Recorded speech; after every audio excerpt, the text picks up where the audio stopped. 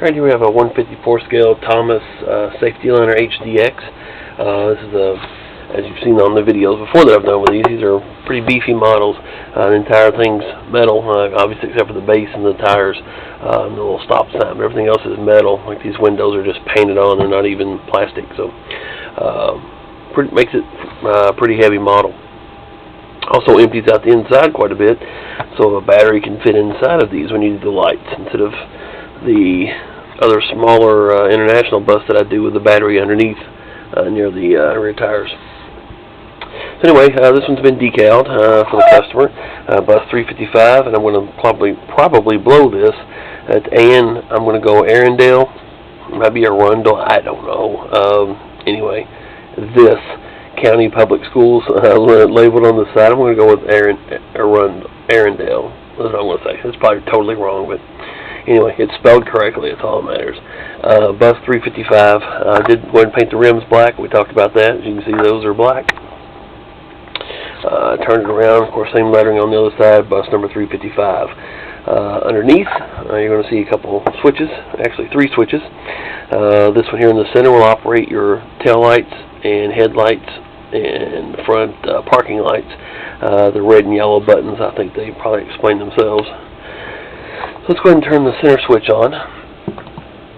I'll cover these headlights up. You can see the inner lights there. The amber front park lights are on, along with the headlights. Like I said, the headlights kind of wash out the camera, but they're definitely in person. You can see them quite easily. Spin it to the back. Red tail lights on here. Let's turn this back around. Let's go ahead and turn these off. Let's hit your yellows. Again, these are true alternating LEDs, or not LEDs, actually the steady LEDs on the circuit board, but anyway, true alternating LEDs, just like the real bus would have on it. Turn those off. Let's go with the reds here. Or not. How about the reds? There we go. Again, same setup. Different circuit board. Steady or alternating LEDs on there as well. Now, if you so desire, you can run all of them at once, which I don't know if one would want to, but if you do, there you go. Of course, it will operate either of the colors with the head and tail lights on as well. You can turn those off, and the yellows will work too. So, and all the lighting at once if you want. Anyway, that's the way the setup works on this one. The 9-volt battery, again, is located inside, so that gives the bus the ability to roll. So that's kind of cool. Your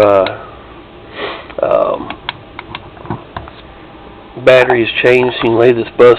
I'd recommend putting a towel down. I have a hand towel here that I usually leave on my desk here to do my builds so the tops don't get scratched on the models when I have them flipped over. But I just flip it over on a table or something, and you'll see 3 holes here. There's screws in each of those. Number 2 Phillips screwdriver. I take those out, and when you get those removed, let's lay it like this real quick. When you get those removed, you can just lift this bottom part off and flip it towards the front of the bus where the switches are at. Just kind of flip it forward, and the battery is located inside there. I've got some foam glued in here as well to keep the battery in place, keep it from rattling around and doing any damage. So the foam kind of cradles the battery while it's in there. So anyway, I appreciate the order. Like I said, I was wanting to get it shipped out to you today, but as I discussed in the email, that didn't happen.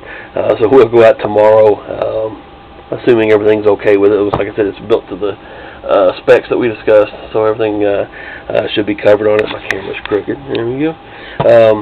So other than that, man, I appreciate the order, and like I said, we'll get it shipped out to you tomorrow, man. Appreciate it.